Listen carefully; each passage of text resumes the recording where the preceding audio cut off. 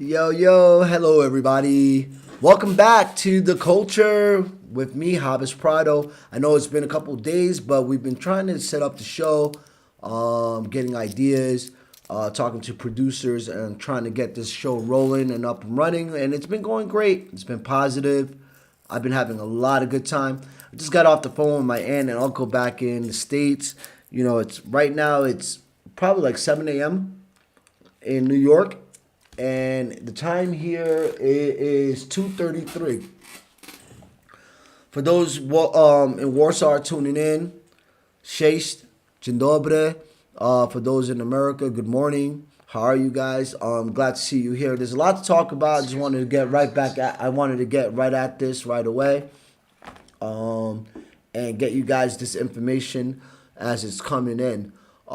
Something that they're not talking about and right away in our country is the fact that there's another school shooting. And it's sad to bring you this news about our school shootings in America, but what's scary to think that it's now a common thing. It's common for school shootings in my country. It's embarrassing. It's our gun laws are horrific. It's sad to think that 14-year-olds, 13-year-olds can walk inside a cafeteria and be scared one day while they're eating lunch and getting shot. Um, for me, that's a problem. I wish that we can come up with a better solution on school shootings in our country. Uh, Unfortunately, yesterday in Nashville, I believe there was in Antioch, Nashville. There was another school shooting. Several students were injured and killed and shot. Uh, um, it's it's it's it's it's sad, super sad to know that there's kids dying from school shootings, and our government isn't really participating in any of things to make changes. And in fact, excuse me, because I'm still getting over the sickness. In fact, they're not even talking about it. As I looked on today's news and what's trending today in the U.S., uh, and it's the Nashville school shooting. But then I look into our news programs in the states, and I see no one talking about this. Some news broadcasts, local broadcasters are talking about it, but as far as that goes, the top topics right now in America, what's trending in conversation is the high school shooting, equal opportunity act, and the fire, and also the president's order, all the pardons that he had a part of today. Uh, I wanted to start off with the school shooting in Nashville because none of our media is discussing it right off the bat. None of our media is talking about it at home. And it's a major problem. It's sad to think that these kids go, are going to school on a regular school day, sitting in a cafeteria, and then shots go off. I can't imagine the fear, or I can. I grew up in New York City. A lot of in an era there's a lot of guns. Just the fact that we didn't at school when I was young, growing up in New York City, it was walking home from school, or yeah, walking home from school to or from where you had to be worried about gun shootings. The crossfire, kids getting hit by crossfire was a major news where you can't walk in the streets and there's major gunfire and crossfire. Kids be careful while you're walking home and things like that. Now the shootings are in the school. They're no longer on the streets. They're no longer shootings of children by gangsters or things like that, they're actually caused by students going to school, parents having lack of of awareness on locking up their weapons from home, or they're getting letting the kids have some form of access to weapons, and these kids are grabbing their guns from their parents' house and bringing them to school. Man, back in the days, we knew where our parents kept their weed stash, right? And when our parents were off to work and we come home early, like we used to dip into the weed stash, you know. But now these kids are not dipping into their parents' marijuana stash anymore. They're dipping into their gun cases, and it's sad to say that they're taking their guns and then bringing them to school. Either show them off, have gun mistakes at home with students, or and underage kids with weapons, and now, excuse me, they're bringing them to schools and causing havoc and just 100% just, you know, it's crazy. Another gun story from our schools. I don't know what to tell people here in Poland. One question was asked about me in Poland was, what is the deal with the guns in your country? And I had, only thing I can say was, oh, it's our Second Amendment. We have the right to bear arms, and that's part of our Constitution. What they really was asking me was, what's going on with the gun control in your country? And I say, well, we have the right to bear arms as part of our Second Amendment, and there's no gun control. As you know, as you see in our news, our kids are getting shot in schools. It's really really scary. It's really really sad. My aunt just told me when she watched some of this broadcast with me that I say too much. So I'm working on that. Yeah, I'm working on that so I can bring you guys clear public speaking without having the ums and the e's and the ahs. I'm taking pauses to really, bring you guys clear, clear wordings on what I'm finding out for information in our country and what's trending out there today. The trends for today, right now in the United States, and what's trending is the Antioch, Nashville school shooting. The investigation's on its way. There were some lives lost, and I want to listen to this clip with you guys and get my reaction, and let's see what it looks like in Antioch right now, which is really, really sad to say that this is going on. And I feel bad for the parents that lost their children's life. Let's keep them in prayer. Let's pray for the schools. Let's pray for the children. Let's pray for our government that we could come up with some basic, decent gun laws to protect our children from school shootings. I can't even believe that I'm having this conversation again, that we're talking about this, and it's another sad day for our students, our children in my country. Another sad day where where the parents have to decide, hey, am I gonna let my kid go to school today? Am I gonna change schools? Maybe keep kids at home and do, school at home. And the way it looks like, I feel like it's a safer plan for our kids. At any time, at any moment, at any state, we find out that there's school shootings and more students died. So let's listen to today's report on Nashville school shooting and listen to what's going on with their investigation. Is dead and another wounded after a fellow student opened fire at a Tennessee high school cafeteria. This happened this morning at Antioch High School in Nashville. The 17-year-old shooter is dead from an apparent self-inflicted gunshot wound. From the investigation to this point, we know that at 11:09 a.m. 17 years old. Your life is just starting.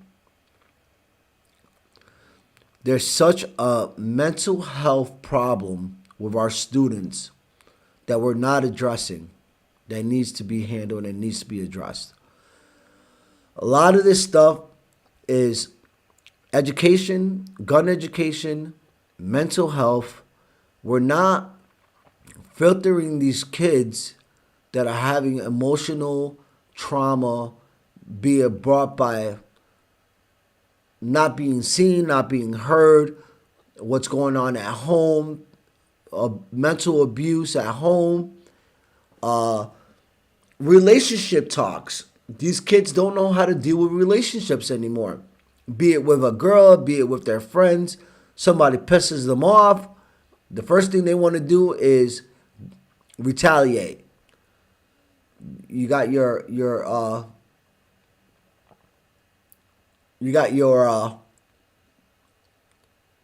anger management is not a thing anymore. This is the way our kids are handling anger, and these are the way our kids are handling how to deal with beef, or whatever the case may be. We're not going to be able to talk to the 17-year-old because he killed himself, but at the same time, we have a mental health issue in our country, and this is, I believe, a big part of why this is happening. A person who has been identified as a 17-year-old, armed with a pistol, fired multiple shots in the cafeteria of the school. Senior coordinating producer for CBS News' Crime and Public Safety Unit, Anna Schechter, joins me now. What more are we learning about this?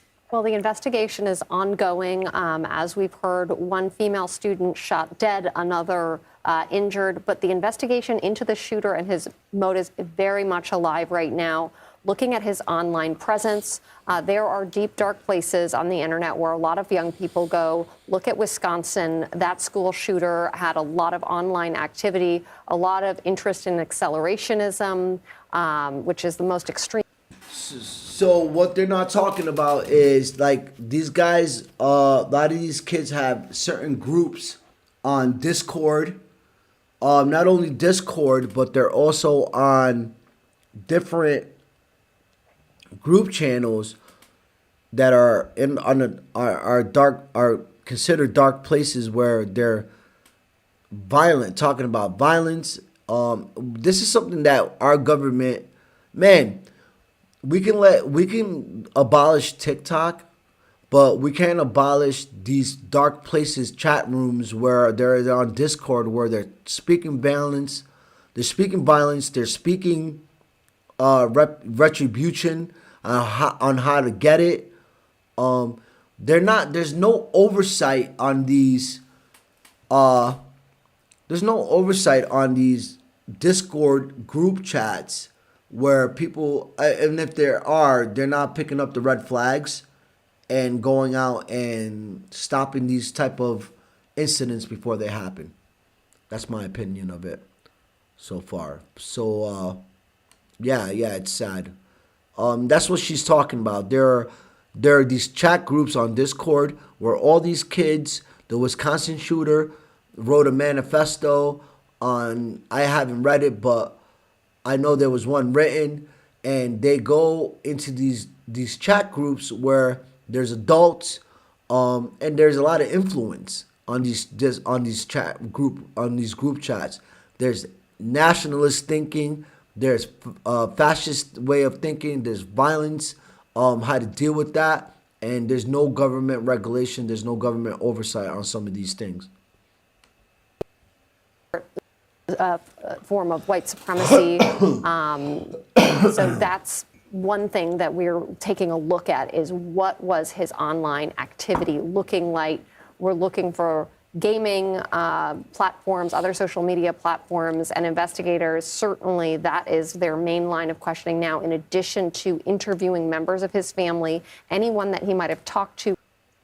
what's scary that some of these gaming platforms, these kids are just talking out of pocket. When I mean out of pocket, these kids are talking reckless on these gaming platforms. Um, and she's talking about Discord. That's one. That's a place where they can go have side groups. My son is a part of many groups on Discord where I don't have any conversations. I don't deal with Discord, but I'm sure what I'm learning is that these different groups are there. They get together and they discuss violence, or they discuss how to deal with retribution, and how to, all negative uh group chats that are just poisonous to our youth in our country. And not only this, children are watching this from different countries, especially here in Poland, and just recently, they like to mimic what's going on in our country. And thank God that this is one thing that they aren't picking up, because they have so many strict gun laws here in Poland. No one has guns. There's no gun crime here, which is amazing. And same as Canada. What are we doing wrong? What are the problems that we're missing? What are we missing to straighten out this issue of students dying from gun shootings in schools? It's confusing to me sometimes. Given a red flag to, there's going to be a postmortem of what signs were missed, certainly. And I'm guessing investigators are also going to look into how the 17-year-old got access to a weapon. Absolutely. Access to a weapon, and brought that weapon inside the school. Let's talk about the community here. This is in Nashville. Of course, we know about 30 minutes away by car is Covenant Catholic School, where there was a 2023 mass shooting, tragically. It not only drew protests for gun control, but it also drew legislative action. Can you talk to us about what we're seeing? 30 minutes away, there was another. Well, actually, school administrators and teachers now can Well, she's carry saying there was another shooting. firearms for protection because of school shootings. And this is a very controversial response to school shootings. But we have seen more and more schools allowing for this. Now, that didn't factor into this case, but that is a response. But there is a groundswell of activists in the Nashville area who are trying desperately to fight gun violence at every level. You have very loose gun laws in Tennessee, and it is Very one of loose the highest very rates loose of deaths from gun violence in the country. And just one more note while I have There you go. Nashville has very loose gun laws. It's one of the highest rates of gun shootings, crimes in our country. What do you expect? What do you expect? It's gonna happen. It's gonna happen again. This is so common in our country now that it's like they don't even want to have it as top news. It's not really an important. What's important right now talking about is this guy signing pardons for other for criminals. It's absolutely bonkers to me, guys, that we don't care.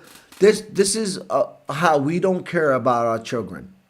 We do not care on what goes on with our kids. We don't care what goes on, because this is proof of it. Nashville set something in place for the children to go to school safely. Please, this can't be happening in 2025.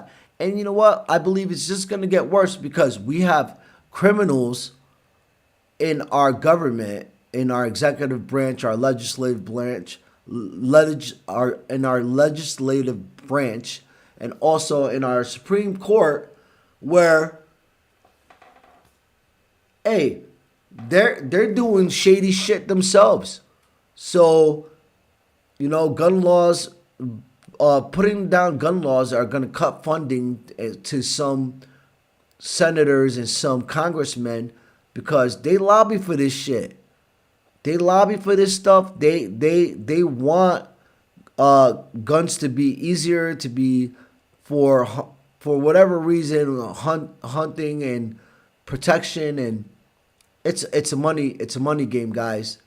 Pay attention, man. Our kids are dying.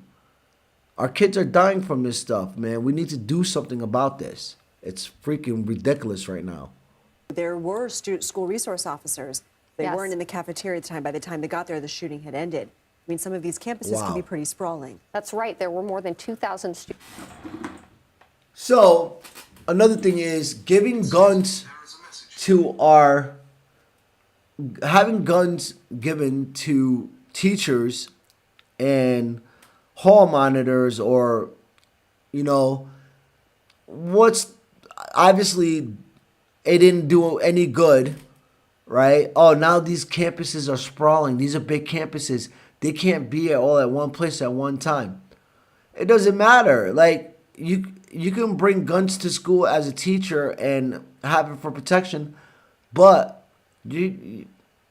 for example, right here, you're not gonna get to. These guys walked into the cafeteria late after the shooting was already done, after the kid already killed someone, and after he already killed himself.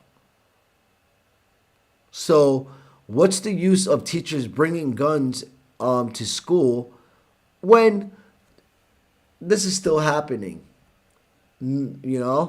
Someone still lost their lives, and a 17-year-old still killed himself. Students at this school. So this was a very large high school with that cafeteria in the central area, but it's hard to cover a whole building like that. Multiple classrooms, sports facilities. There's and if you cameras. have 2 or 3 officers. It's sometimes it's luck that they'll be in the right place at the right time. Schechter, thank you. Oh my God. That's what they're giving it to. They're giving it to luck, guys. Luck. It's luck, they said. That they will be able to be in places or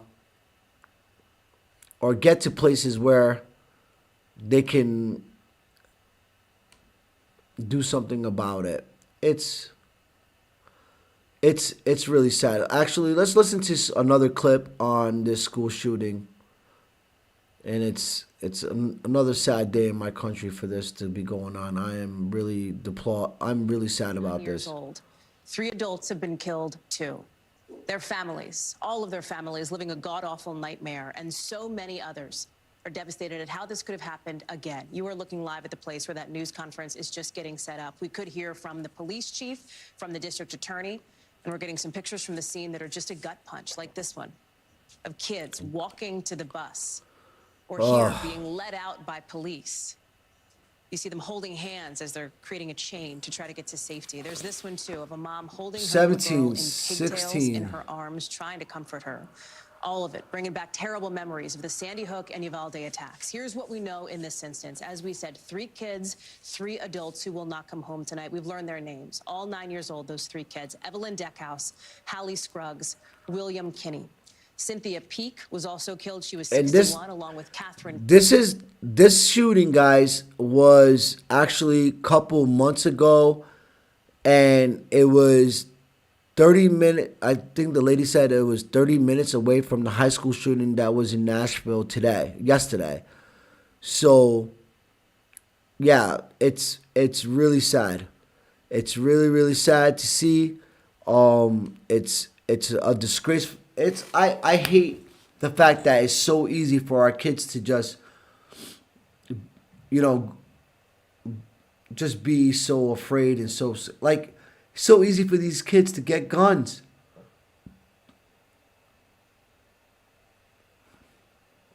What are we doing? What are we doing with ourselves, really? I'm tired. I'm exhausted by this. It drains you. All this hurt and death for no apparent reason. And what our leaders are doing?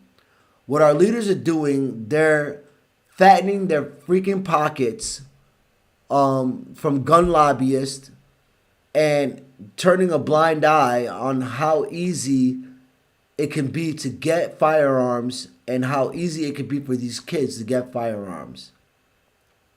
My heart goes out to Nashville. My heart goes out to the families of the students that are frightened and scared. We need to do something about this, folks. When are we gonna change the gun game in our country so our kids can be safe? That's not a top topic that Trump wants to talk about. Your boy on day one was getting rid of immigrants that are not causing school shootings, or day one he said he wanted to stop the war, right? And that's not happening. What is going on, folks? Why are we allowing this? We are so much stronger and smarter than a lot of the world, where we're the laughing stock of the world right now. Here in Poland, people think we are jokes.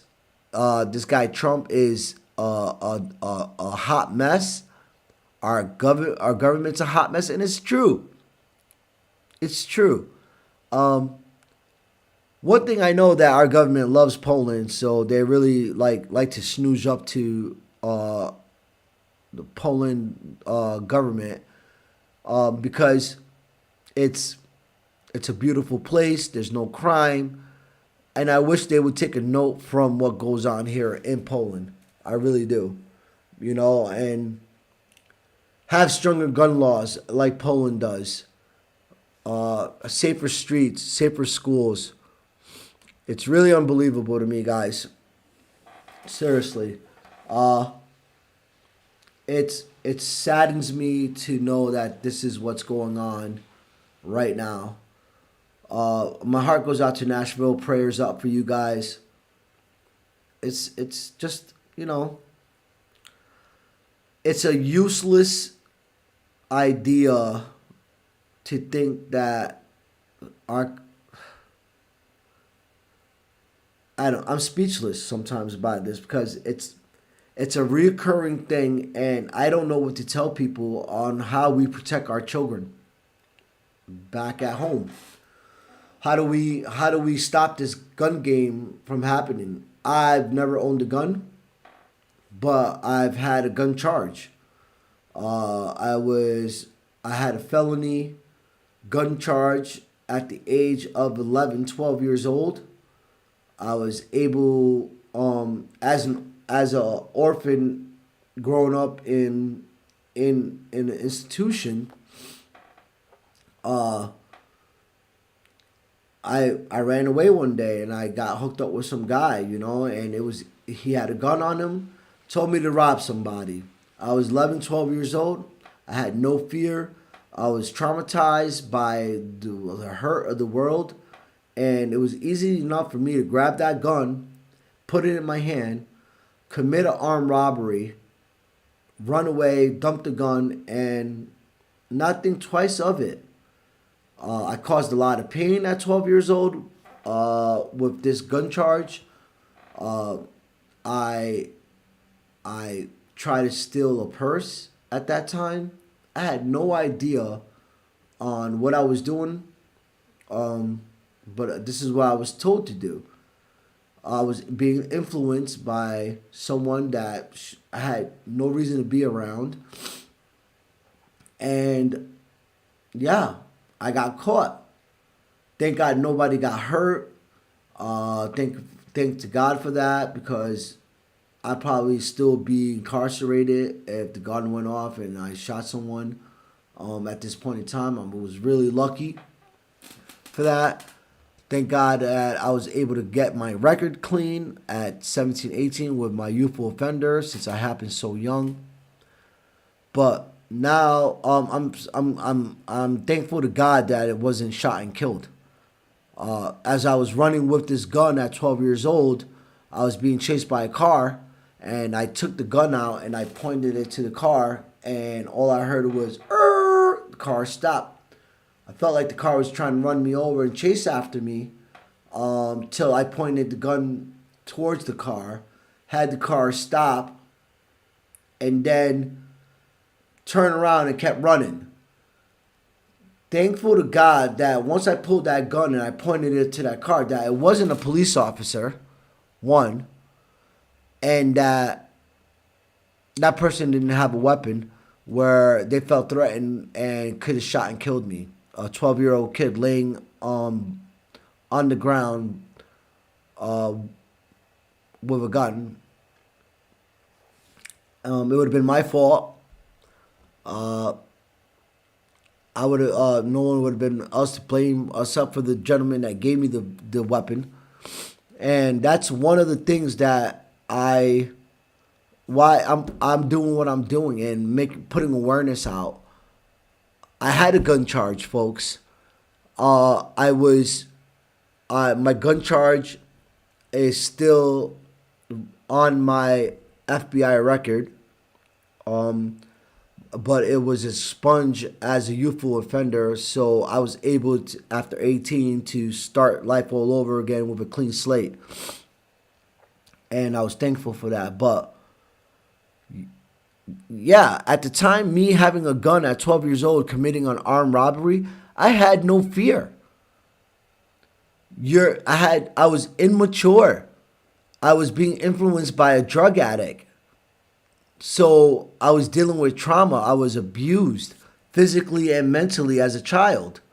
So for me to be able to have a weapon at that time, I believe it was in the early 90s, late 80s, early 90s. Yeah, it's just 20 times worse now. 20 times worse. I had no fear with this weapon. So I believe these kids that are getting guns, they do not think. I wasn't thinking at 12 years old committing a felony with a armed robbery. I was committing armed robbery. I had no fear, but I also had no wits. I was being led down the wrong path, being by from my adults in my life. And this is what I believe is happening. This kid killed his girl, a girl, and then went on and killed himself. So I'm just going to, before the investigation is, we'll find out more about the investigation later on. But what I'm thinking that's happening here, this guy got his heart broken. At 17, it could be devastating. Your first relationship, your first skins, like this girl didn't want nothing to do with him. So I'm going to go get a gun and kill this girl and then shoot myself. Lack of adult adult intervention, be it from the parents, be it from family, how to deal with relationships. A lot of these kids don't know how to deal with relationships these days. They don't know how to deal with heartbreak, disappointment, rejection.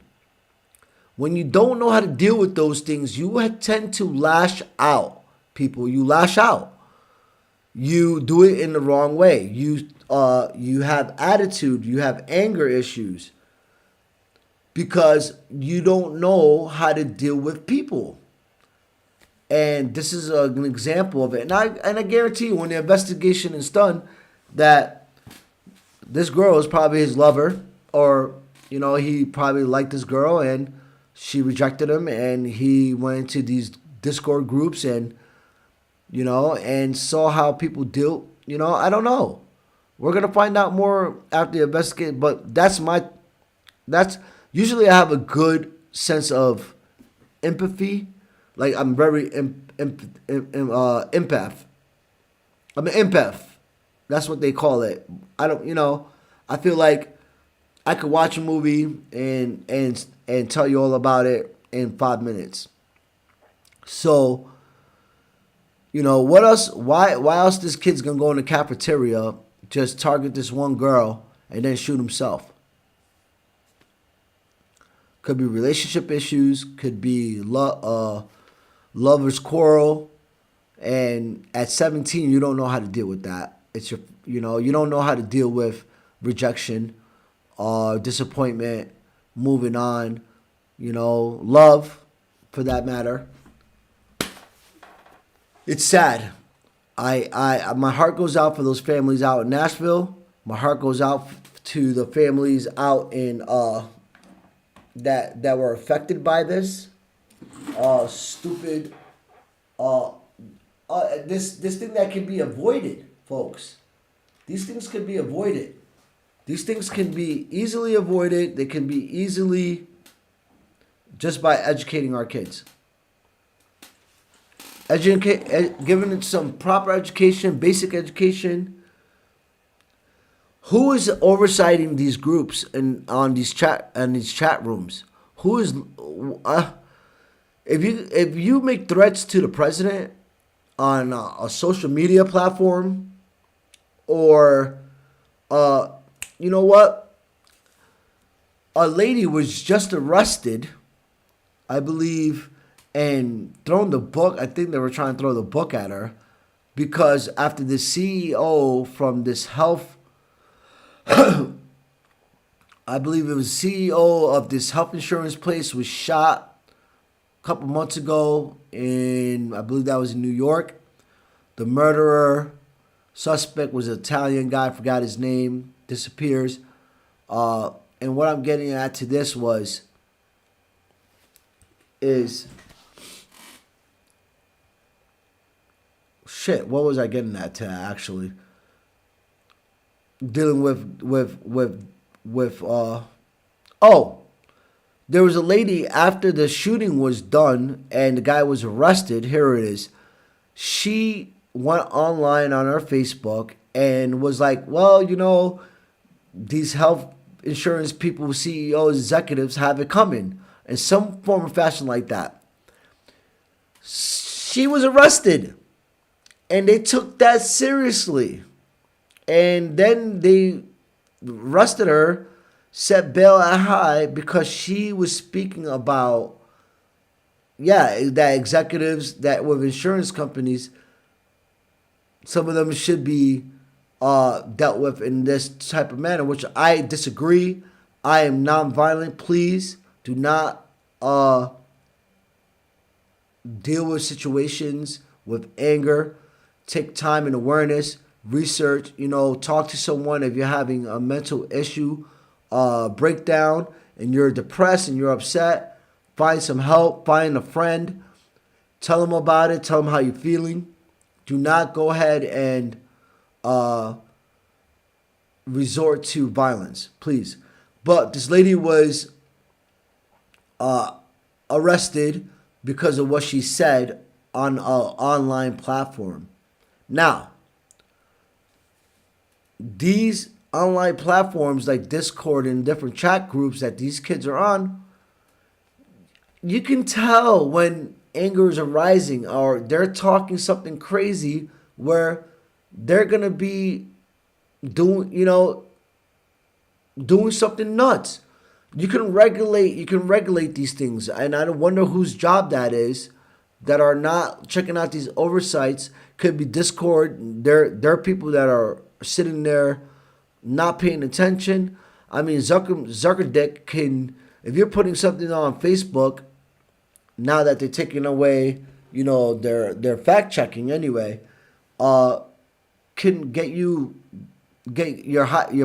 pressure going, and people just do really outrageous shit these days, and I don't get it. Please, folks, please, if you're dealing with any type of mental health issues, if depression, anxiety, all these things can push you to do some negative things. Please talk to a friend that's positive, that's giving you some positive information. Be a nice human. Positive energy, folks. But then we go to our government, our guy that you guys voted in. I had a lot of discussions today. And moving on from the Nashville shooting, let's talk about Trump the dump. I can't stand this guy. Man, what are you guys allowing right now? This has got to be like the worst time in the States. He has pardoned 1,500 January 6th rioters, some that are being accused or was accused of child pornography. he pardoned them. Serious violent crimes, felons before, he's pardoned them. What is up, people? What is going on? I can't put it together. Like, this is really sad, really scary. Let's listen into it, our boy Trump here on, on these pardons. And I love this guy because he holds no punches with Trump, even though he's a MSNBC guy. I like listening to this guy because he tells the truth and he doesn't hold back. This is my boy right here. So let's listen to what he has to say about what is going on yesterday and today with Dump the Trump. Here we go. Well, day one promises broken. Donald Trump did not end the war in Ukraine on day one. Oh! Donald Trump. Okay. Our boy that promised us to end the war on day one. Guys, come on. There you go. It didn't happen. What else did he promise on day one that was going to happen? That's not happening. No one's talking about this. He wasn't talking about food prices going down, guys. He's not talking about that. He's not talking about, well, he mentioned it, but on day one, would have been nice, right? This guy does not have your interest. What is going on with you people that voted against your interests with this guy? What's so sexy about it that you're voting against your interest? What's so sexy about letting criminals out? I worked so hard in my life to stay out of trouble after having such a traumatized childhood and teenage life, and even the early stages of my adulthood. Not a lot of us had it easy growing up as wardens of the states. A lot of the guys that I was in group homes with are in prison because they had a shitty childhood, traumatized. But they ain't getting out. They're still in, But you can beat up cops now. You can beat them with bats and you can spray them with bear mace and you can be let go into the streets, y'all. This is so disgraceful to our police and our men of that our men of law and order. You're just saying right now it's okay to fight against the law because at the right time you could be let go and be free from criminal prosecution. Let's listen in. Trump did not do a mass roundup of people in this country for deportation on day one. No. But on day one, Donald Trump did pardon a child pornographer. No president's ever done that. Sure did. Donald Trump did. pardoned the biggest worldwide drug dealer in history. Two pardons that no other president in history would ever consider. And tonight, Donald Trump said moments ago on Fox that a child leaves home as a boy and comes back 2 days later as a girl. A parent doesn't want to see that, and there are states where that can happen. Now, if Joe Biden... Okay.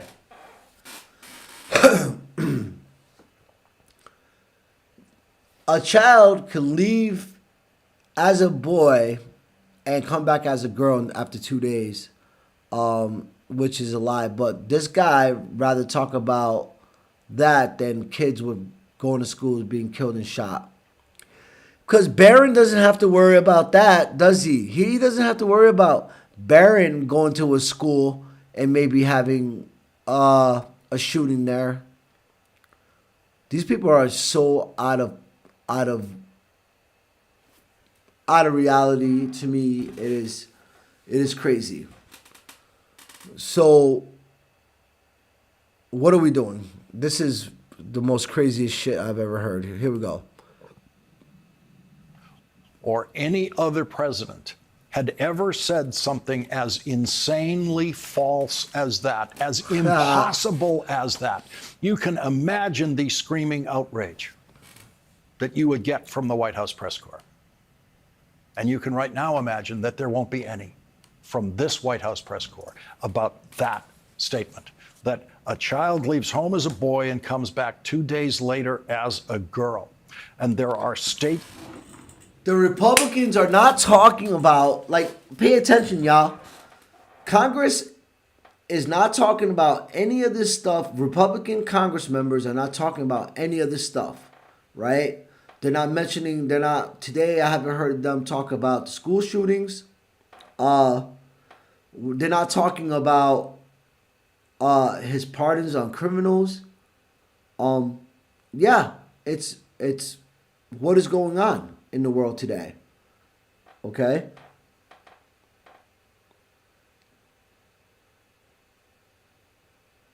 I'm in shock sometimes because I can't believe that this is what the world is right now.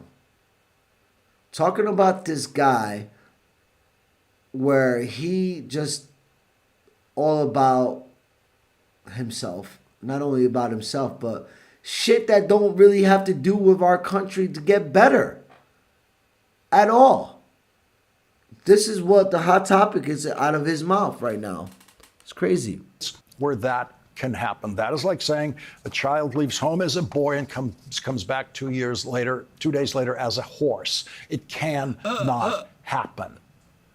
There is a...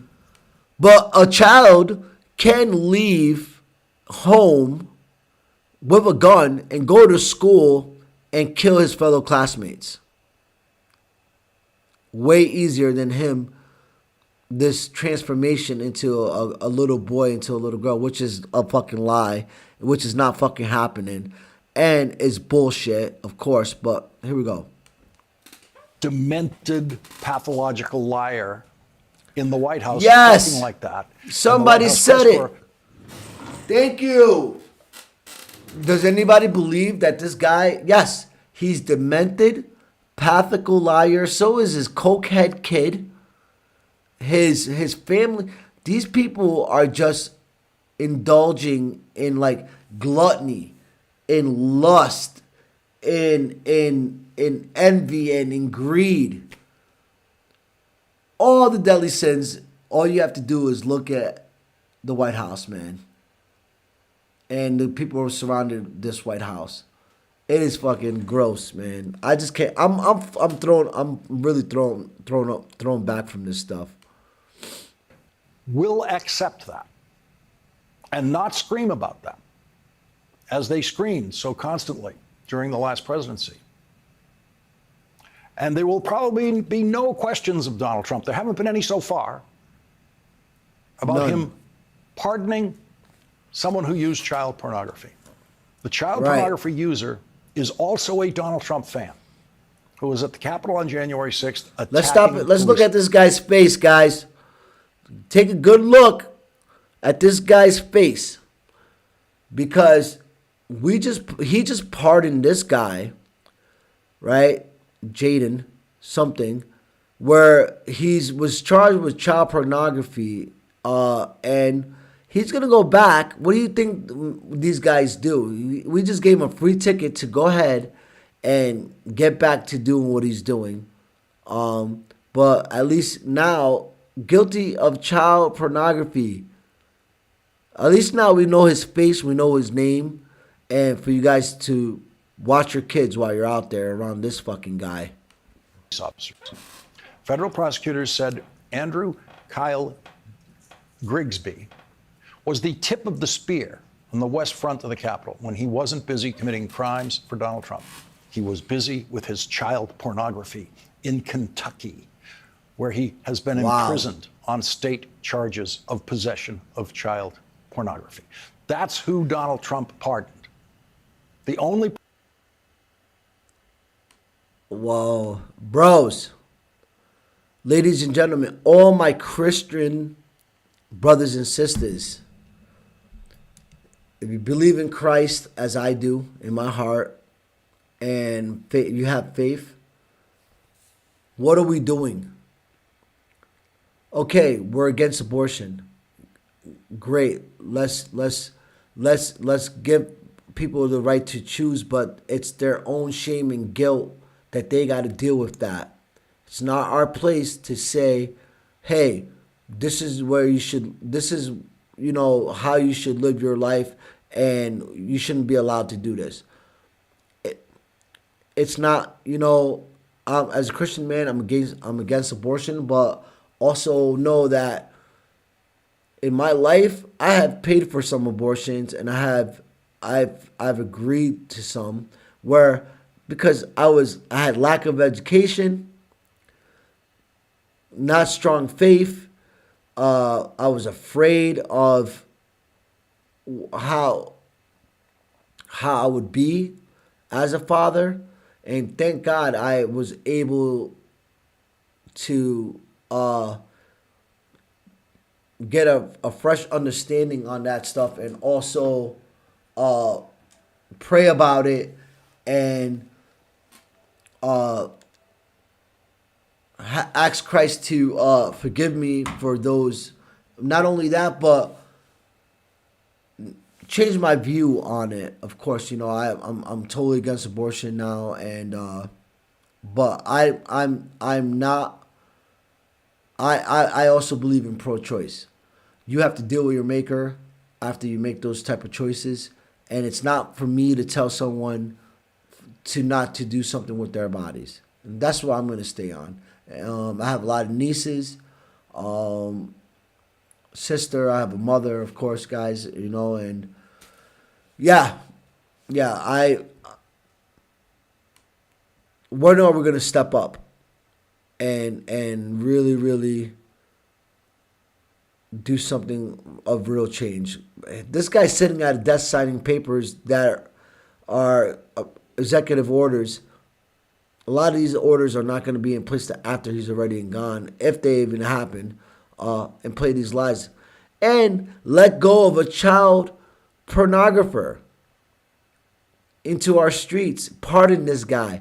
How did you not do your homework about people before you let them go out of jail either? What's crazy about this guy too, I'll keep going, but in a second, it's like, yeah, he amazes me every day with the shit that he does and say. President in history to pardon a known user of child pornography, convicted for using child pornography, and Donald Trump pardoned him. And the day after Donald Trump did that, he pardoned the world's biggest drug dealer ever, who a federal judge believed was arranging assassinations of his business associates. That's the Trump standard. That's the Trump standard for people deserving pardons, the lowest and most. And it's not only the Trump standard, it's the standard of you guys that voted for this guy. All you Christian, faithful, evangelist, Bible-thumping guys, there you go. What would Jesus do? You think Jesus would allow this go on?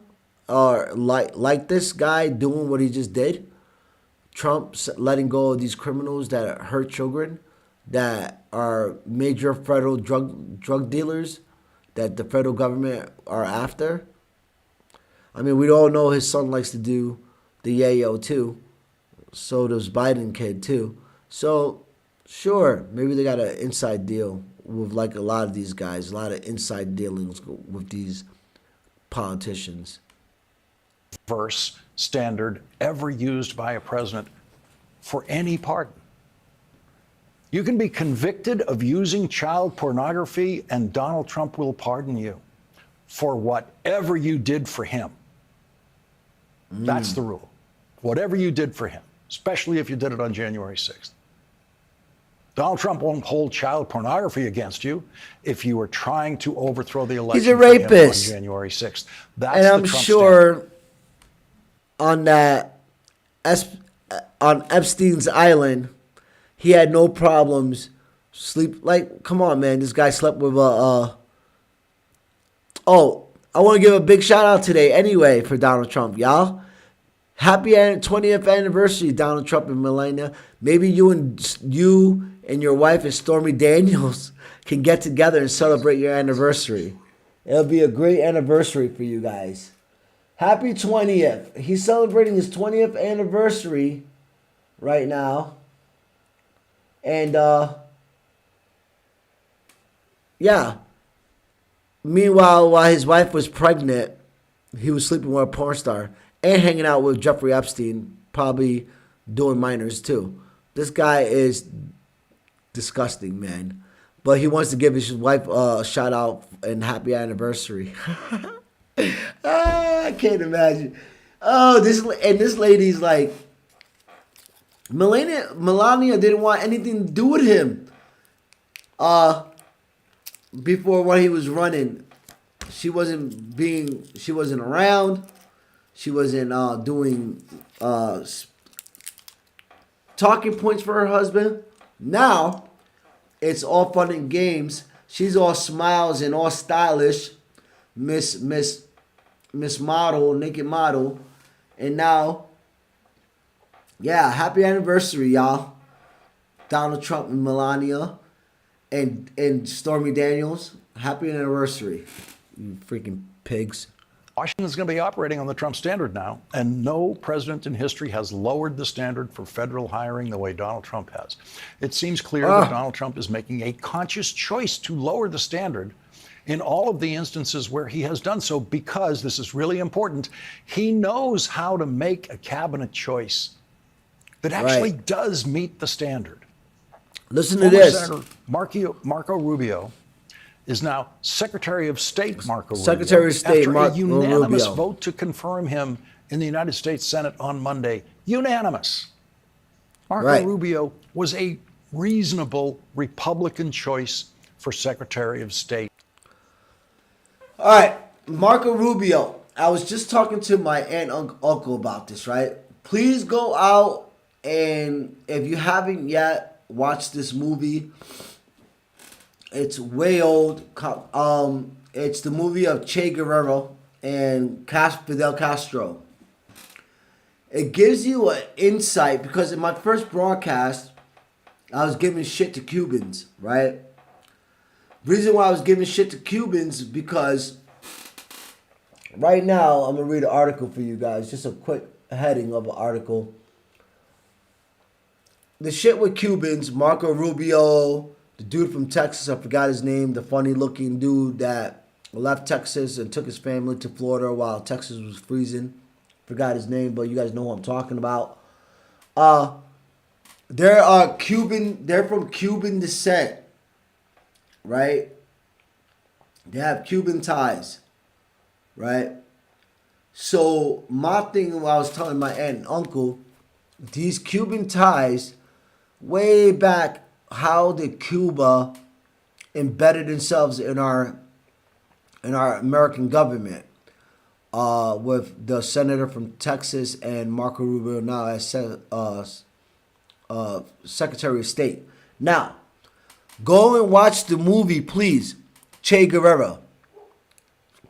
It's about the Cuban nationalist uprising with Castro and Che. And please, it's a great movie. It tells you about the Batista government, and how all these Cubans, why they wanted to come to America and leave Cuba, and why they hate Cuba, and why they hate Castro, and why Che Guevara was ousted by Castro as well. Yeah, it's a very important piece of American history on why these guys are here in our country, why they hate Cuba, and why they hate Castro. Now, what I'm getting at with that is these guys these Cuban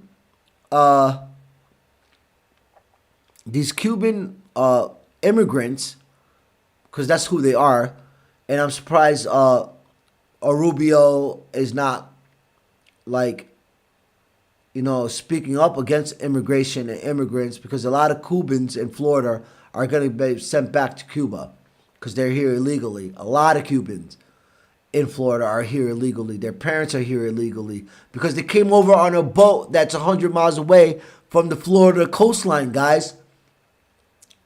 They're immigrants. A lot of the Cubans in Florida are undocumented immigrants. Marco Rubio has probably family members that are immigrants, right? So anyway, the Batista government was ousted by Che Guevara and Castro and was exiled, and they came to Florida. They came to America, right? Do some research. Go watch the movie. I don't want to get 100% into it, but a lot of these Cubans got to our country with their communist thinking because Batista was a communist in Cuba. He was a fascist, communist way of thinking, and they saw that the Republican Party in America was a way in to have influence on their people here. So a lot of these Cubans got into our politics and have these fascist and communist way of thinking because they come from that Batista era. Their parents did, right? They came here and joined the Republican Conservative Party because they still have a communist fascist way of thinking. That was way back then. You can't tell me that the Republican Party ain't fascist because look who we elected. You have some form of and they say that the Democrats are, the liberals are fascists and communists. No, they're socialists maybe, yeah. But as far as communist fascist way of thinking, that's the Republican Party that the Cubans align themselves with. And for example, I will read this article right now stating the headline, Why White Supremacist Groups Attract Latinos to Their Ranks. And why did you come across Latinos or other people of color in a white supremacist group you infiltrated 30 years ago? The guy says, yes, people assume that white supremacists or far-right ideology is extremely rigid or exclusionary. In many ways it is, but it also has to fit into every multicultural society. Being the Cuban, the Cubano way of thinking of their fascist, communist country, Batista mind frame into our country.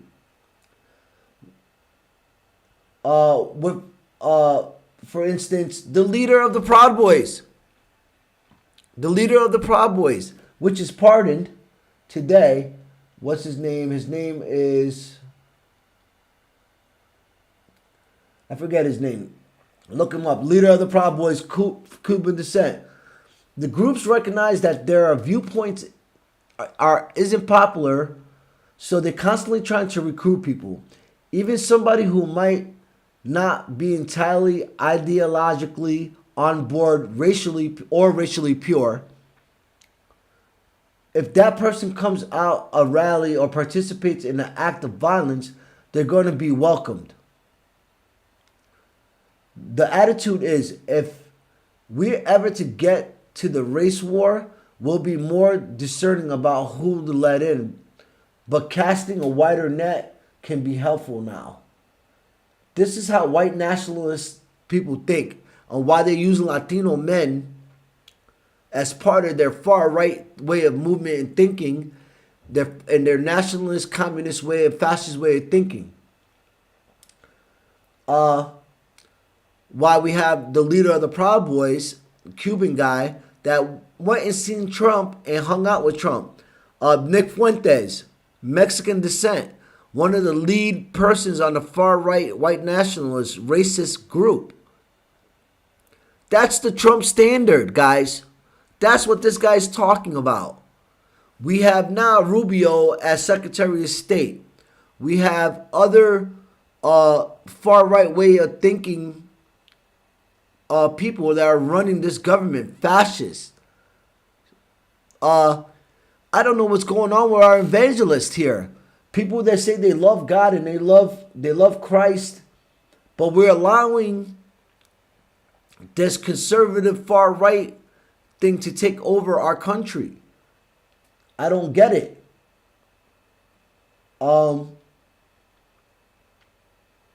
White supremacy is foundation to our country. No, here I go. White supremacy is foundational to our country, particularly our criminal justice system.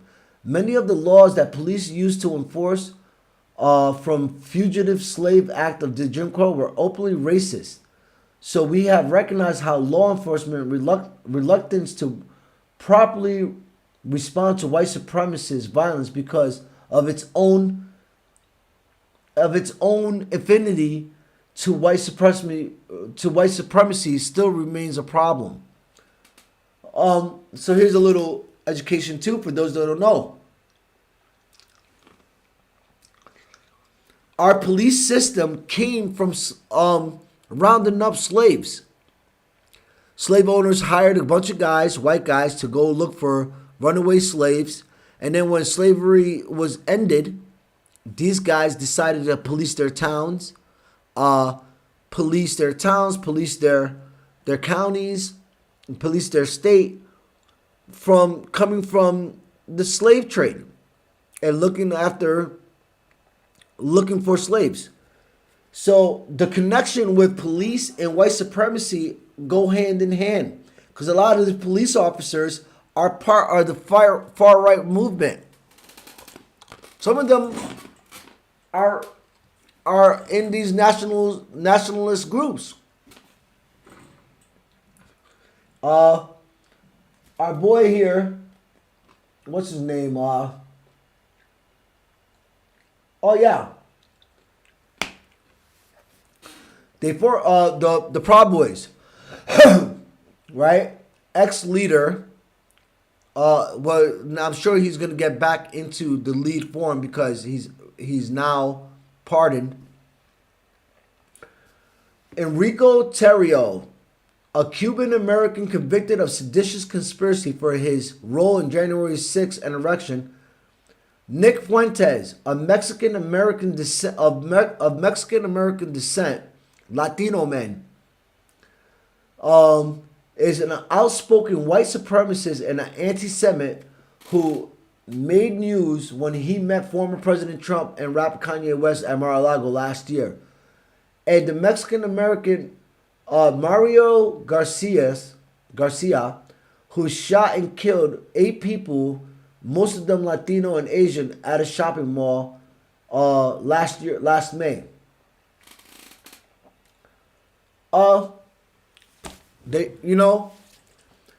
What is going? Me and my aunt and my uncle were talking about these Latino men. Apparently, Latino men helped win the presidency for Donald Trump.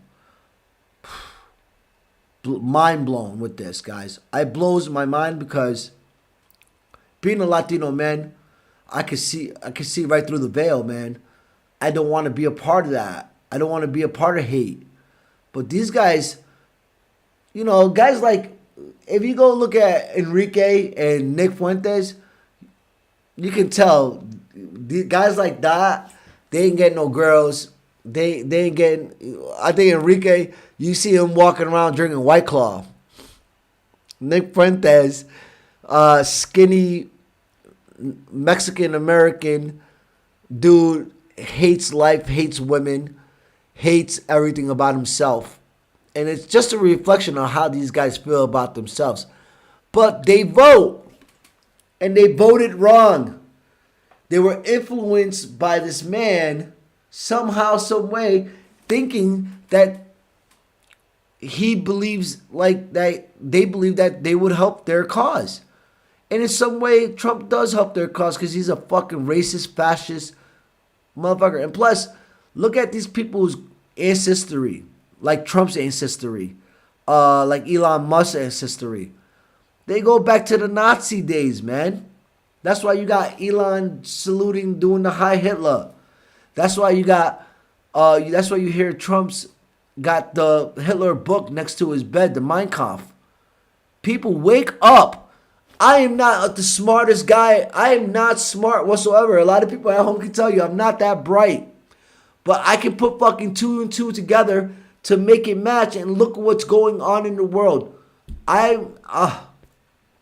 This is why I'm doing this. I want to be, some type of positivity in this world, but I also want to bring you guys great information on how to cipher through this shit. Awareness. Have awareness. It's a simple word. God, be aware. Be aware of thyself, aware of thy surroundings. Man, people are walking around with blinders. Here we go. Let's keep going. At this stage of Marco Rubio's career, Donald Trump knows how to do that.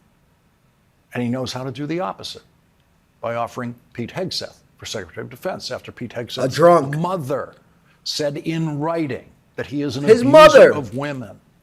And yesterday we learned Pete Hegseth's former sister-in-law put it in writing in an under oath affidavit to the Senate Armed Services Committee describing Pete Hegseth's abuse of his second wife. And But Trump likes these guys. If you abuse women, if you're a woman beater, if you are a drug user, are you a rapist, if you are someone that cons people, if you're a con artist, you're going to make it just fine with this government. And I believe, if you're a child pornographer, there you go. Now you got the standard, the Trump standard. This guy's mother, Pete Hegseth,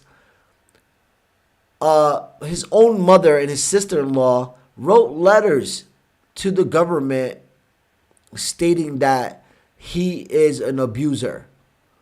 And this is going to be our Secretary of Defense, guys.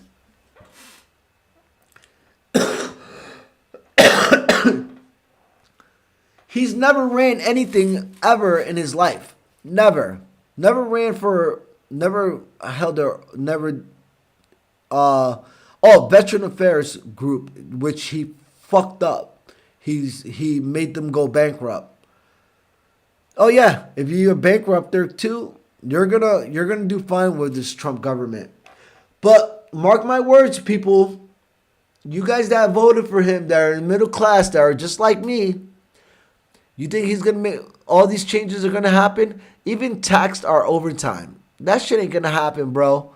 He could talk a good game, but till I see it happening, you guys are being bamboozled. That's how I see it. Hegseth's defense is, I never hit her. The Hegseth's defense is, it wasn't physical abuse. The Doesn't have to be a physical abuse. And Hegseth's family did not accuse him of physical abuse. He doesn't have to deny that because he's never been accused of that. And so his denial of physical abuse is irrelevant to what the women in his family have accused him of publicly. We'll cover that for you, the passages of that affidavit later in this hour, along with Pete Hegseth's mother's very specific charges of abuse against her son that she put in writing, which do not include physical abuse. That's an important distinction. As usual, Donald Trump lowered the standard for White House press secretary. Here's the White House. You don't have to, let me tell you, I've had numerous relationships where some of my girlfriends were like, "Oh, you're being a little rough. Your words can hurt. You could be mentally abusive, and it's just as bad as slapping somebody in the face." I grew up in a violent home. Watched my father use drugs, berate my mom. It took me a long time to not follow in those steps and to get the proper help that I needed to respect to honor, to uplift our women in life. But these guys are,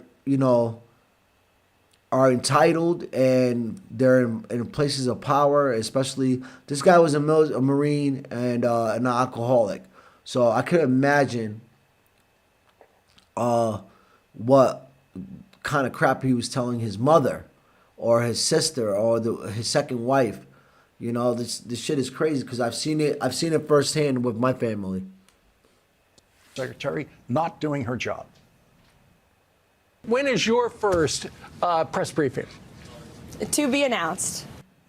By this time in the Biden administration, White House Press Secretary Jen Psaki completed 3 press briefings, 1 every day. The first Trump White House went 300 days without a press briefing, and so we are counting the days again. And the people who care the least about that are apparently the members of the White House press corps, because they have their own Trump standard. The only thing they apparently care about is Donald Trump talking to them. Not telling them the truth, just talking to them. And they very clearly just don't care about Donald Trump lying to them. The Columbia Journalism Review reports on the feelings of some, not all, some in the White House press corps about the return of the president who lies to them in almost every answer. 300 days before there was any information. 300 days before 300 days before you're going to hear from the press secretary about the pardons, about anything that you see going on right now with Trump. About the press. He loves talking to us, the print reporter said. And his team, they like talking to us. And they Trump could talk for 4 hours. You don't need a press secretary. I actually think the team that's coming in is not going to be as horrific as people might imagine. The veteran White House reporter said, that's the White House press corps' Trump standard. Not as horrific.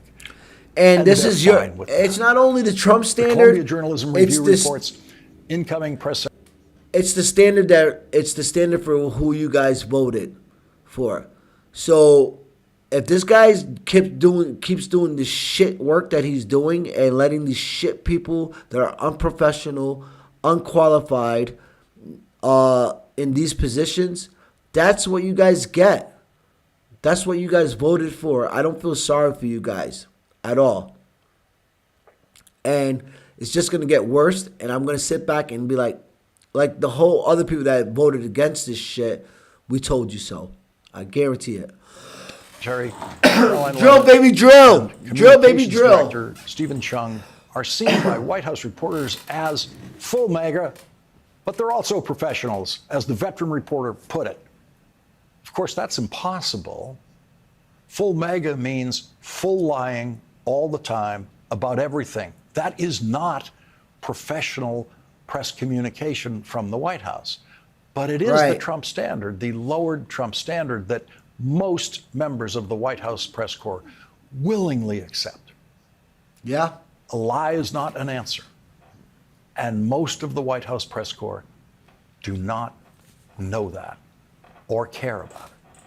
Most of the White House press corps are eager to be lied to by the White House press secretary, or preferably Donald Trump directly, because most of the White House press corps have instantly adjusted and speaking to of the Trump standard, the lowest standard ever established by a White House in all things from hiring to truth-telling. Last night on The Daily Show, intrepid correspondent Jordan Klepper. Oh, this is awesome. Hey. Interviews of... Yo, Klepper, if you don't watch The Daily Show with Jon Stewart, please go ahead and watch it. It's a great episode. It's a great show on HBO, I believe. But Klepper is a comedian, and he's at this next clip. He's going around asking people during the inauguration about if they know what happened during the inauguration, like about the January 6th people that are being pardoned. This is like TV gold right here, guys, because every person that he went up to absolutely are so ignorant.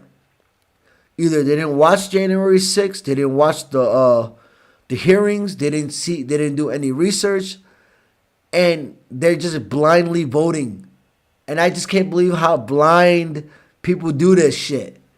I'm not a politician. I'm an independent journalist, independent podcaster that just does a bunch of research. But I watched the January 6th hearings. I watched the news, and I want to be aware. I watch a lot of news. I watch Fox. I watch NBC. I watch MSNBC. I watch CNN, and I watch cable news too.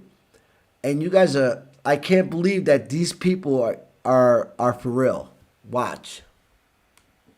Trump supporters in Washington on Inauguration Day that one of the reasons they supported pardons for all of the January 6th convicted criminals is that they did not know what happened at the Capitol on January 6th. So wild. This guy's shooting a gun outside the Capitol. Should he be pardoned? I don't think he should have shot a gun. That's just my opinion. I know. That's a little different situation there. Call me old-fashioned. This guy with a gun shooting a gun outside the Capitol? Call me old-fashioned. This guy had a gun. He's now pardoned by Donald Trump. Stormed the Capitol. None of them were armed. Well, some were armed. Who? This guy with a gun outside the Capitol. Should he be pardoned? Did he shoot the gun? Is that a real gun or is that a fake gun? He shot the gun up in the air. Yes. Yes. He should be pardoned. Yes. Because? Yeah, I think he should be pardoned. Why? Because I don't think he should be, I don't think he was, I think he should be pardoned. Absolutely. What about this guy spraying a bear spray at the police officer? Self-defense? That's so pardon? Yeah. Yo, this guy right here that's being self-defense, yeah, he should be pardoned, not knowing. Unfortunately,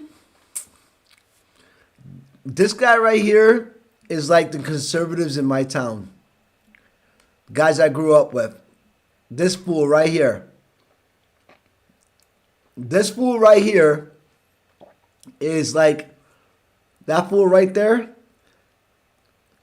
Hudson Falls Standard, Argyle, Hudson Falls, Curva, upstate New York. This is the fools in your town that won this presidency, bro. Guys like him, I've come across them. I have friends that are like him, and I think they blow your mind when you talk to them, bro. They blow your mind. I think he should be pardoned. Why? Because I don't think Why? he should be, I don't think he was... Idiot. I think he should be pardoned, yeah, absolutely. Why? About this guy spraying bear spray at the police officer? Self-defense? That's so pardon? Yeah. That's a tough one. Was that on the same day? Yeah, that's January 6th. The most photographed crime in here.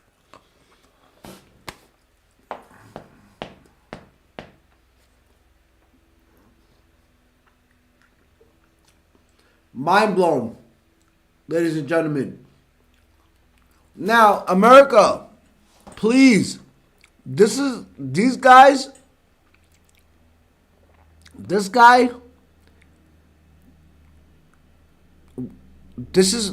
standard right here. This fool right here. No brains. How did these people win this presidency?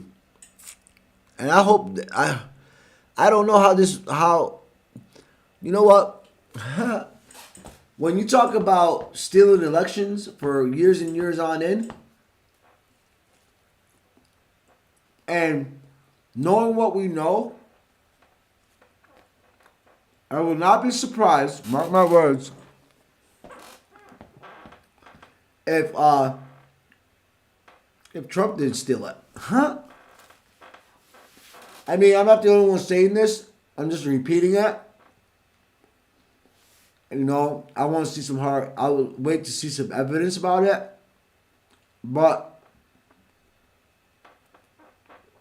yeah. This guy right here, these type of dudes are that won the presidency. No awareness, has no idea, just drinking Bud Light and hating everybody in life. Probably hates himself. Constant votes. Okay. Yeah. Okay, well, you can show me 8 million more. I'm pro-pardon. Wow. Where was this at? This was on the Capitol. January 6th? Yeah. Have you not seen this image? No, I have not seen that. You seen any? He's pro pardon. He could show Kepler could have shown him a picture of the guy that was convicted of child pornography. Ladies and gentlemen, please. Kepler could have showed him a picture of a guy that is convicted of that is truly convicted of child pornography and was just pardoned by Donald Trump, and he would be like, I'm still pro pardon. This guy is convicted for child pornography, federal child pornography. He was, as he got out, what do you think he's going to go out and do? You have kids in your life, nieces and nephews? Aren't you scared that Donald Trump has pardoned a convicted child pornographer? Come on, people. Get with it. Come on, this shit is ridiculous. I know we smarter than this. Some of them, but not these. Really? Maybe the media that This guy was honest. Is not showing these. What? It could Right. be. It could be. What media did you follow? All conservative. Did you watch the January 6th hearings? No, I didn't. No. Of the nearly 1,600 people Donald Trump pardoned, hundreds of them criminally attacked police officers violently with their fists and any form of weapon they could get their hands on, including tasers, chemical spray, bear spray, metal barricades, and a fire extinguisher. 22% of the attackers had criminal records for other crimes. Even Rupert Murdoch's Wall Street Journal editorial board, normally supportive of Donald Trump, objected to his pardoning of what the journal called cop beaters. And yesterday, Donald Trump pardoned Ross Ulbricht, the creator of a billion-dollar dark web marketplace called Silk Road, which one FBI agent described as the Amazon of the criminal drug trade. The website used cryptocurrency, which was enough to make this worldwide drug dealer a hero of the cryptocurrency cult that Donald Trump is now a leader of after first opposing cryptocurrency. Ross Ulbricht's website promised users encryption and anonymity to buy and sell anything and everything, including heroin. In 2015, a federal criminal jury found Ross Ulbricht guilty of all 7 counts against him, including conspiring to distribute narcotics and conspiring to commit money laundering and what's known as a kingpin charge, crimes that earned him multiple life sentences. During his sentencing, a federal judge also found there was, quote, ample and unambiguous evidence that Ross Ulbricht commissioned murder for hire, paying for hits on at least 5 people who threatened his criminal empire. That man was in prison during Donald Trump's first term, and Donald Trump did not pardon the world's biggest drug dealer at that time. Did not pardon him, but pardoned him on the second day of Donald Trump's second term. What changed? Donald Trump's interest in cryptocurrency? Yeah. Today, Democratic Congressman Jim McGovern of Massachusetts described the Trump pardons of the January 6th mob this way. If you're not as shocked as I am, it's fucking you like living under a fucking rock. Kulture, convicted of 6 felonies, including assaulting a police officer, ripped off Metro police officer Daniel Hodges' gas mask, and at one point during the assault, he said, and I quote, "How do you like me now, mother effer?" Pardoned by Donald Trump. David Dempsey, sentenced to 20 years. He stomped on police officers' heads, struck an officer in the head with a metal crutch, and attacked police with pepper spray and broken pieces of furniture. He also attacked a fellow rioter who was trying to disarm him, and he has a demonstrated history of political violence, pardoned by Donald Trump. Enrique Tarrio, sentenced to 22 years, former national leader of the Proud Boys, a domestic terrorist far-right militia. He was found guilty of seditious conspiracy, helped plan the January 6th attack, and made sure it was violent, pardoned by Donald Trump. Guy Reffitt, sentenced to 7 years and 3 months. He brought a gun, zip ties, body armor, and a helmet to the Capitol, presumably to try to take hostages in an attempt to keep Trump in office after he lost, pardoned by Donald Trump. Daniel Joseph D.J. Rodriguez, sentenced to over 12 years. He repeatedly tased Officer Mike Fanone, shocking him in the neck multiple times and causing him to lose consciousness and have a heart attack. He was pardoned by Donald Trump. Listen up, yo. I know some of you guys don't want to listen to this shit, but it's He assaulted true. police, beat their faces and bodies with riot shields and batons that he stole for them. Pardoned by Donald Trump. Peter Francis Stager, sentenced to 4 years and 4 months. He pled guilty to assaulting an officer with a deadly weapon. On video declaring every single one of those Capitol law enforcement officers, death is the remedy. Those are his words. That is the only remedy they get. Pardoned by Donald Trump. Julian Cater, sentenced to 6 years, attacked Officer Brian Sicknick with pepper spray. Officer Sicknick died the next day after suffering 2 strokes.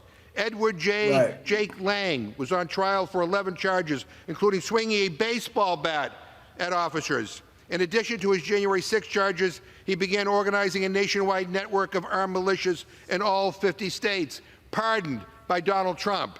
Mr. Speaker, criminals pardoned were not tourists. They were not peaceful. They were violent criminals. Right. And here's just one example. Daniel Ball's case was dismissed today, and he was released from jail. Why was he in jail? He was being held in pretrial detention because of what a judge described as, quote, some of the most violent and serious offenses of any of the charges being brought against participants in the January 6th events, end quote. That includes hurling an explosive device into the Lower West Terrace tunnel of the Capitol, the scene of some of the most egregious violence against police that day. Some officers suffered from hearing loss for months. But get this, Mr. Speaker. So we already know. Mr. Ball All right, listen. has already been arrested again on federal gun charges. And he was already a 2-time convicted felon for, and I quote, domestic violence battery by strangulation and resisting law enforcement with violence. The Trump standard, guys. Arrested again. This is who Already, the president today, arrested pardoned. again. This is why my Republican friends are silent, because this is indefensible. Booyah. There you guys go. Man, I mean,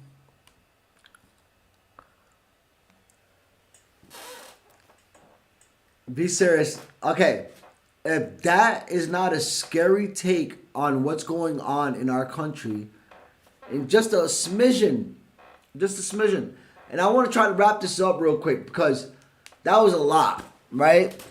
It brings me on an emotional roller coaster. That's a lot. That brings me a lot of anxiety because, man, it's the most ridiculous things I've ever seen or heard. I mean, I believe that we're all in shock right now, but a lot of these guys, all these MAGAs, they really love this guy, man. They really think, he's their savior, but we're going to see soon enough where you guys are going to be calling for mama's milk and crying when he's not doing what he's supposed to be doing. As like right now, day one, the Ukraine war still going. There wasn't a massive day one. There wasn't a massive immigration sweep, and be careful to my Latin brothers and sisters out there. Let me tell you something. When you go listen to the guy that is the head of ICE and the head of this immigration deportation thing that's going on right now. we Latinos that are Americans, that are especially Puerto Ricans. Some of us look like El Salvadorians. Some of us look like we're from South America. What do you think is being profiled is going to look like for us? They said when ICE is being swept, and if you're in a place where these illegals are, and you're just standing around there, you're going to get swept up into that too. Because you look like, and you speak Spanish. I speak Spanish. It's my first language. But I could look Mexican. I could look like I'm from El Salvador, Nicaragua. Brothers and sisters look like us. You know? Be aware, guys, Puerto Ricans, Americans, Cubans, that you're going to get caught up in this sweep. You're going to get profiled, you know, and you might even be detained. As an American, you do not have to show your identification and credentials if they ask for it. Buck it. Let them take you in. Then you got a lawsuit going on and you get paid. You know? That's just be on the lookout for those things, okay? Watch your back being Puerto Rican in the United States, because you can get caught up on these immigration sweeps. And speaking of Puerto Rico and Puerto Ricans, I really think, you know, Trump hates Puerto Rican, hates Puerto Rico. We had the Venezuelan president threaten the United States. We are part of the United States. We've since the early 1800s. We were threatened by President Maduro of Venezuela that he was going to get with Brazil and liberate us and give us freedom. This guy is dead serious. He was serious about his actions about liberating Puerto Rico. You know? My thing with that is the president didn't give two shits about what Maduro said, or the fact that he was threatening a U.S. territory. Not one word came out of the president's mouth of protecting the United States, Puerto Rico. Instead, you know, he said, well, you know, it's a very bad place and we're going to have to talk to this guy.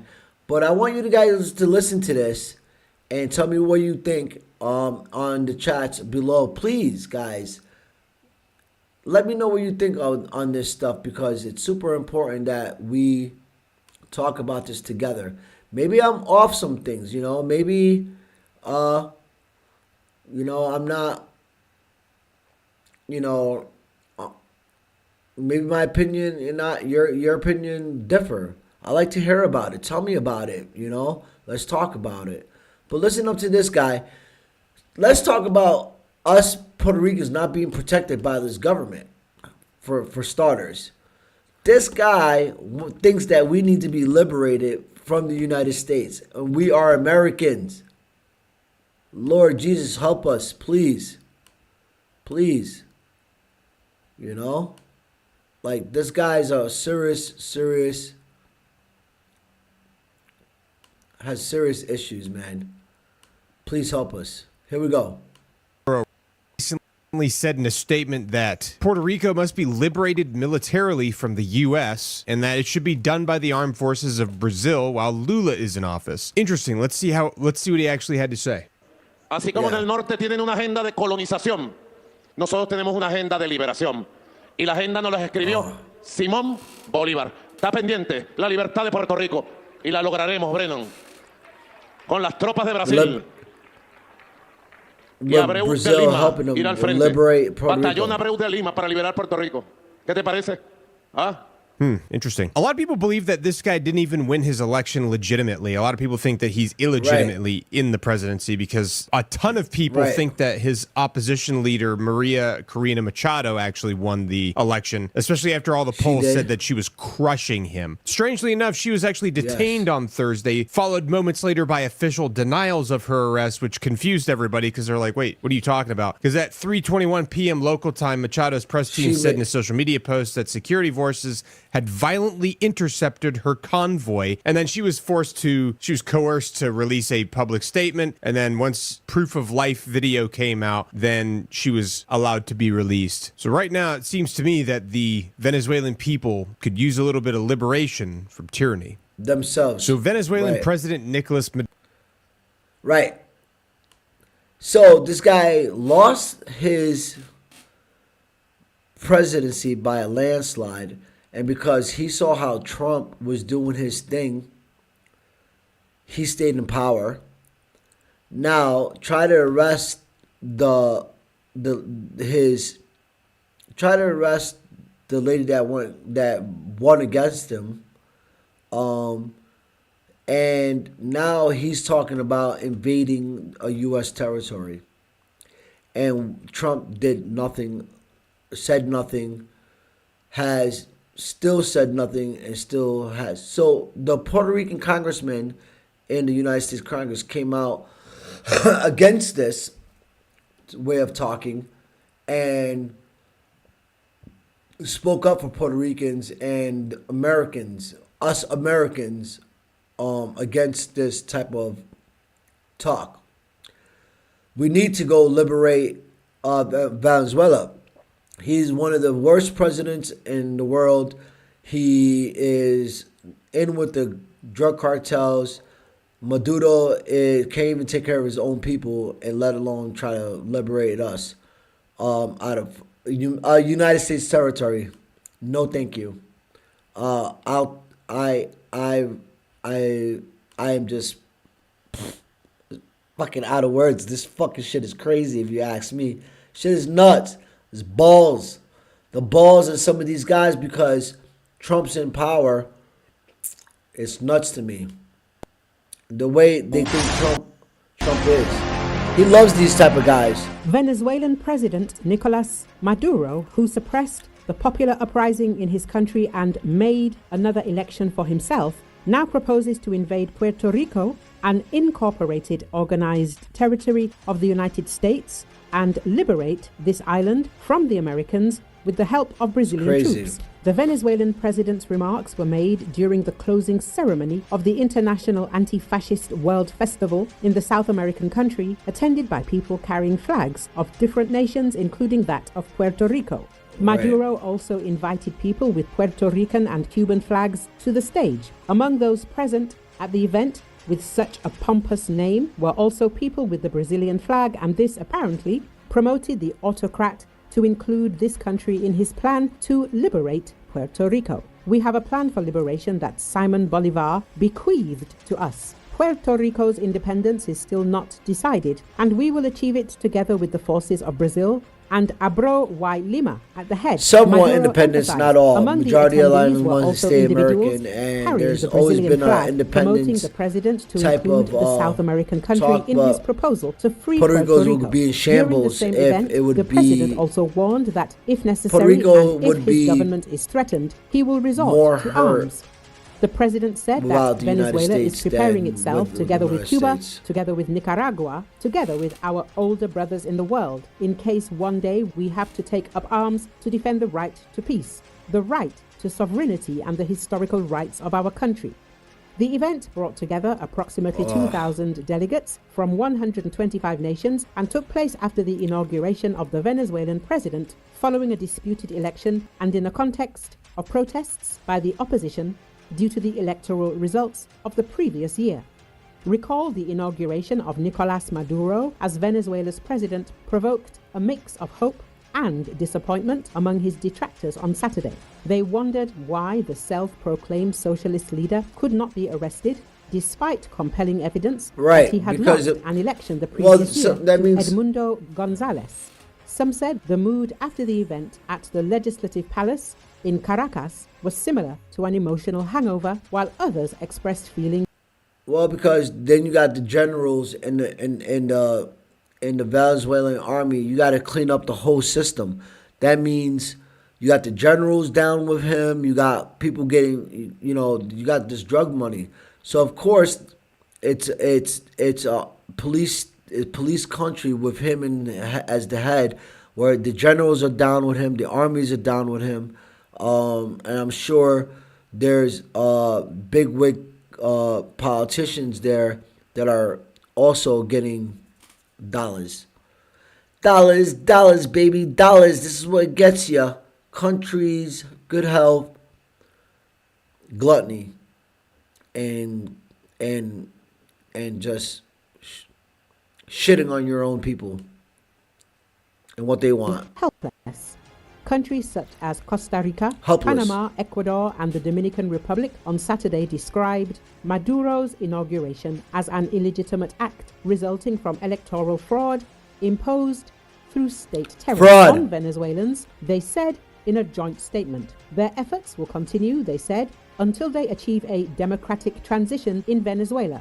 Opposition leader Maria Corina Machado said in a social media post that Maduro was guilty of a coup by not leaving office on January the 10th. The date of Venezuela's presidential term begins by law. You see these guys next to him, these generals, all these old guys, they but did not mention any next steps the opposition could take to end Maduro's presidency. Underscoring Maduro's growing isolation, the United States, Canada, Britain, and the European Union announced new sanctions Friday against more than 20 Venezuelan officials, accusing them of undermining democracy in the country. Those targeted included Supreme Court judges, electoral officials, the head of the state oil company, and ministers. Yep. Well, there you have it, folks. Hopefully we'll see this guy dealt with soon enough. Hopefully we'll see this guy,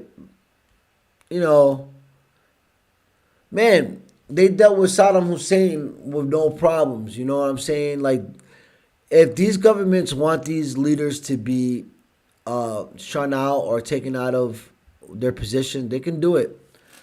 But right now, it's all about dollars, baby.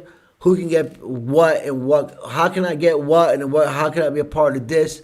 And when Donald, like being the TikTok ban, bro. Like Donald said, if America needs to make 50% of what TikTok is making, we need half. He wants half of what TikTok is making. There's nothing for us to be benefiting from TikTok as far as when they say that we're gonna have some when the United States puts oversight on TikTok. You ain't getting it. You guys that voted for it ain't getting it. I ain't getting it. That's for damn sure. Well, this is a long podcast today, which is fine. I'm going to break it out, do some shorts for those that can't sit through them. You can fast forward to different parts of this and tell me what you think. It rattles my brain with all the stuff that's going on that's negative, but I have positive energy. I have a positive outlook on things. So I know that we are resilient as human beings of the world. That we could take pieces from different country to better ourselves and use them for my country to better itself. I believe in positivity and in love and in Christ, that we can make the world a better place. So on a lighter note, now that we got all the bullshit out of the fucking way, and I'm sorry for all this stuff, but this is what's going on right now, and this is how I feel about it. You know what I mean? And if you have any questions about anything that I'm saying, please leave it in the comments. Please leave it in the comments on my Facebook or my YouTube page. My favorite, now moving on, I'm going to move on from all this negative bullshit. My favorite sport. Please tune in to the games, folks, of soccer. We had Real Madrid, Mbappe Jr. We had Mbappe do his thing. We had the Real Madrid team crush it yesterday. And I watched this game live. I don't know if you guys are getting all the live games here. But this was an excellent UEFA game against Real Madrid and RB Salzburg, which, as you can see in the highlights on top, it was 5-1. But let's watch some of the highlights, and then I can say goodbye to you guys. Here we go. One of my favorite teams, but I'm a Barcelona guy, so let's check this out. 5-1, it was a slaughter. Real Madrid doing their thing. Mbappe, Mbappe. That's one. You got to see the second goal by Mbappe. It was pretty sick. So there's the man.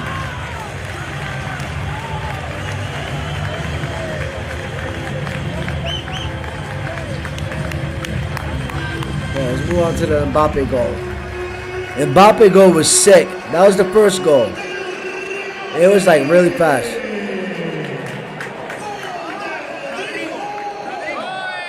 Okay, let's go. The Mbappe goal. Mbappe goal. Mbappe is nasty.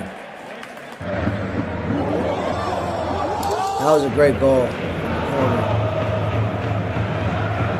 Boom, boom, bang. So good. That was goal number 1, guys.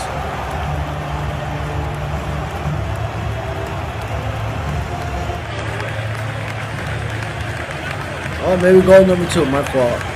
Let's go to Mbappe for goal number 3.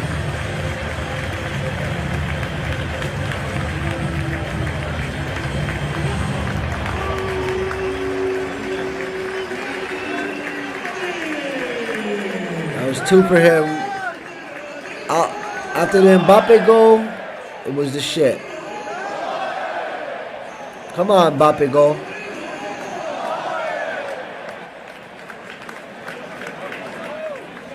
Man, this highlight reel is really rough. Oh, there it is. But they gotta show it from the beginning. Nah, this goal was way better.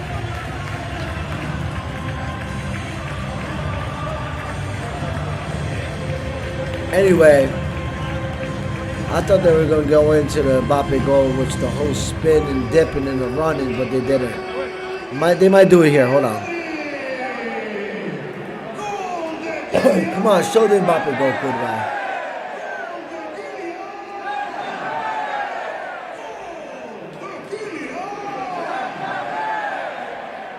Mbappe. This is whack. Come on, they're not gonna. My bad. This was a really whack highlight reel. There he goes. Boom.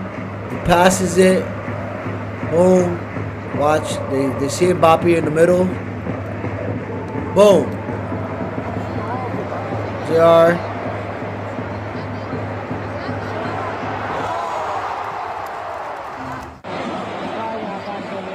Whoever does these highlight reels are whack. I'm pissed. Because they're not giving what I wanted is. That was really whack. Anyway, Real Madrid wins the game 5-0. Mbappe was dancing and spinning, so you can go back and check that out.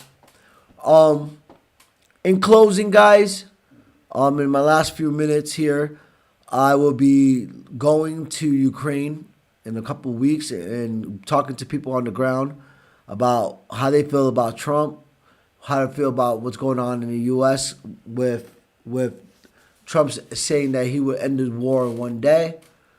I believe Putin is not taking his calls right now because he's shitting on Putin right now anyway. So, with that being said, thank you guys for tuning in. If you have any questions, please leave them in the comments for me. Also, we are starting a GoFundMe page. So I'm able to get to Ukraine. I'm able to get to different parts of the world to interview people about what's going on in America and have Americans hear from people around the world from the horse's mouth on how they feel about what's going on in our government and what's going on with Trump and what he's saying and so forth. So please, when you see the GoFundMe page, please support the cause.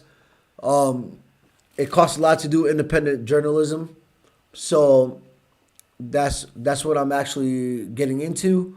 Go to these different politicians here in different countries, asking them how they feel, and also asking the people about the rhetoric that comes out of the White House and how it makes people in the EU feel, which Poland, Greece, Italy, Ukraine. We'll be on the ground in Ukraine real soon. We're going to be talking to people this weekend here in Warsaw about the news that's coming out of the White House, and we hope that you guys can support. Look out for the GoFundMe page. Also, you have my Venmo and my Cash App there. Anything would help the cause. Please tune in tomorrow or this weekend to my next show where I'll be talking to people here in Warsaw, some Polish people, about what's going on in the United States. I look forward to seeing you guys and hearing your questions and your ideas for my next show. And thank you for spending time with me. You guys have a great day back at home. Have a great morning, great afternoon. And it's almost dinner time here. I'm about to go eat. All right, you guys, a lot of love. Miss you guys. And I'll be seeing you on the next wrap. Take it easy out there at home. Be safe. Don't let all the bullshit, get you riled up and get your blood pressure up. Talk soon. God bless you.